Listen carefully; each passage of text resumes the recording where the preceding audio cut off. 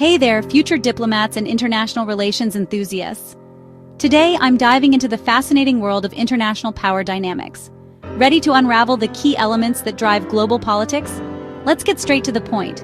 The world stage is a complex arena, and understanding its dynamics is more crucial than ever. Power is the engine behind every headline you see. It's the silent force driving decisions made in the highest corridors of influence. Countries make deals, forging alliances and partnerships that can shift the global landscape. Argue, often vehemently, over resources, ideologies, and spheres of influence, and sometimes threaten each other, engaging in displays of strength and brinkmanship to protect their interests, all in pursuit of power.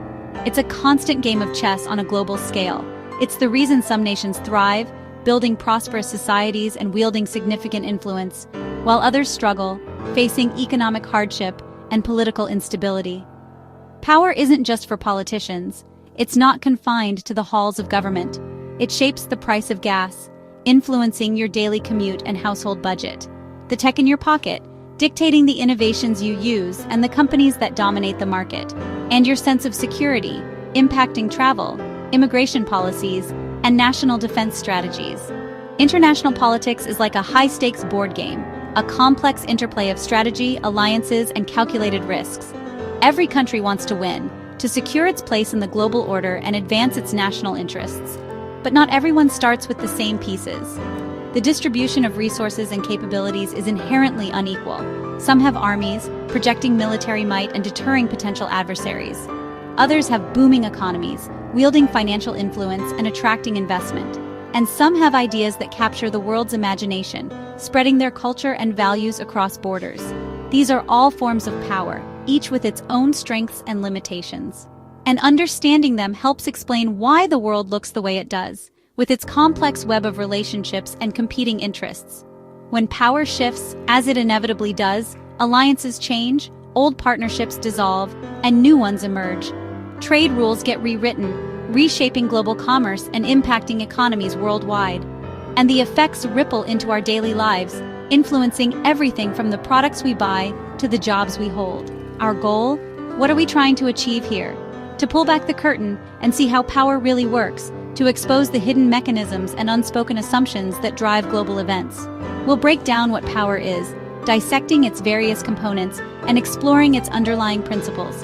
The different forms it takes, from military might to economic influence to cultural sway, and how countries use it to shape the world, pursuing their strategic objectives and vying for global dominance. By the end, you'll see the headlines through a new lens, a more informed and critical perspective, one that reveals the real forces at play, the underlying power dynamics that shape our world. Let's get started on this journey of understanding. So what is power in international relations, really? It's a question that has occupied thinkers and leaders for centuries. At its core, it's the ability of one country, through various means and strategies, to get another to do something it wouldn't otherwise do. This could be anything from signing a trade agreement to altering its foreign policy. Power isn't just about force or military might, it's also profoundly about influence, the art of persuasion, and the ability to foster cooperation. It's a multifaceted concept. It's always relative. Power doesn't exist in a vacuum. A country's power depends significantly on who it's dealing with, the specific context, and the situation at hand. For example, a navy, no matter how powerful, is essentially useless against a landlocked nation. Similarly, economic leverage, while potent in many scenarios, might not be enough to stop a civil war raging within a country's borders. That's why we always need to ask, power to do what specifically and over whom exactly? To make sense of its complexities, we can break power down into three broad but useful categories: tangible, intangible, and fungible. Tangible power is the most obvious stuff, the things you can easily measure and see. This includes military and economic strength, resources, and infrastructure. Intangible power, on the other hand, is about reputation and standing on the world stage. It encompasses culture, values, and the ability to shape global norms. Finally, fungible power is the often overlooked art of turning one kind of power into another, like converting economic aid into political influence. Understanding these categories moves us beyond simplistic notions like might makes right, which is often misleading. It helps us see the real, often subtle dynamics that are constantly shaping global events and international relations. So, let's dive into each one of these categories in more detail. First up, tangible power. This is the hardware. Soldiers, tanks, jets, GDP, and control over resources like oil or rare minerals. It's called hard power because it's direct, coercing others through military or economic means. Think Russia using its natural gas supplies to pressure Europe? That's tangible power in action. But tangible power is expensive and risky. Maintaining a huge military drains budgets, and economic sanctions can backfire. You need it to be a major player, but it's not enough on its own. Relying only on hard power is like trying to build a house with just a sledgehammer. It knocks things down, but doesn't build lasting influence. That's where intangible power comes in. Intangible power is the software culture, values, and reputation. It's called soft power, getting what you want through attraction, not force. Hollywood movies, K-pop, democracy, and human rights, these shape how the world sees a country. When others admire your values, they're more likely to support your goals. After World War II, the US won allies not just with tanks, but with the appeal of freedom and opportunity. Soft power builds alliances and legitimacy. But it's fragile. A single scandal can shatter a reputation built over decades. You can't buy soft power overnight. It's earned and easily lost. In today's connected world, managing a country's image is more important and more challenging than ever. Soft power is slow to build, but it's essential for lasting influence. Now let's see how these powers interact. The real skill is fungibility, turning one kind of power into another. Economic strength can fund a bigger military. That's a direct conversion. A strong economy is the foundation for long-term power. But it works both ways. Tangible assets can create intangible influence. For example, when a country sends disaster aid, it earns goodwill and a reputation for leadership. That's hard power turning into soft power. The reverse is true too. South Korea's global cultural wave, K-pop and dramas, boosts its image and brings in tourism and investment. Cultural appeal becomes economic gain. The best players master this art, using their strengths to open new doors. Fungibility is what makes power truly flexible and effective. It's not just what you have, but how you use it. Let's see this in action. Countries rarely rely on just one kind of power in the complex game of international relations.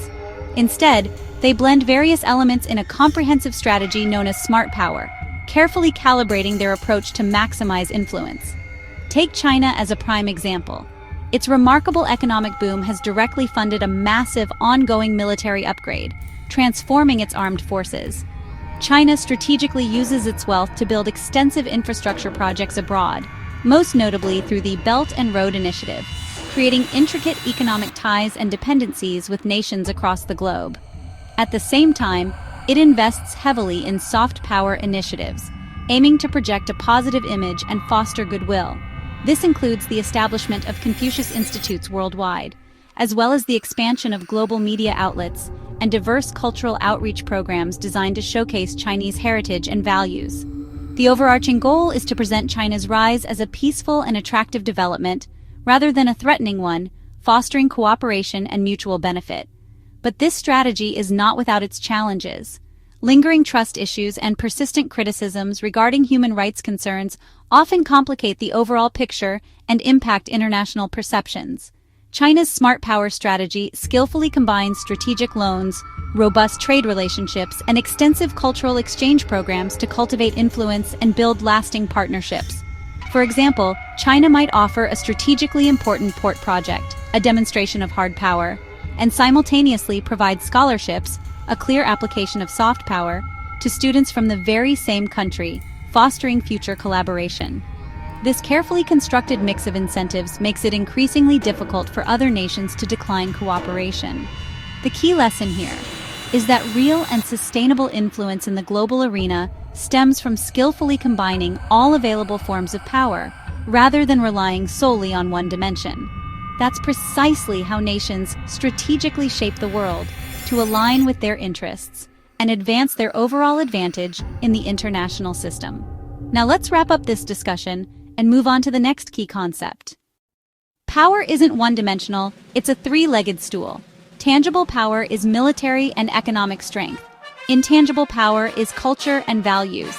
Fungibility is the ability to turn one into another. Rely too much on one, and your influence is unstable. Balance all three, and you get lasting, effective power. Next time you see a global event, Ask, which kind of power is at play? Understanding these dynamics lets you see beyond the headlines. It's the key to making sense of a complex world, and that's real power for any global citizen. Thank you for attending today's session. Don't forget to subscribe channel and share the lecture. Stay tuned for more interesting topics. Until next time, goodbye.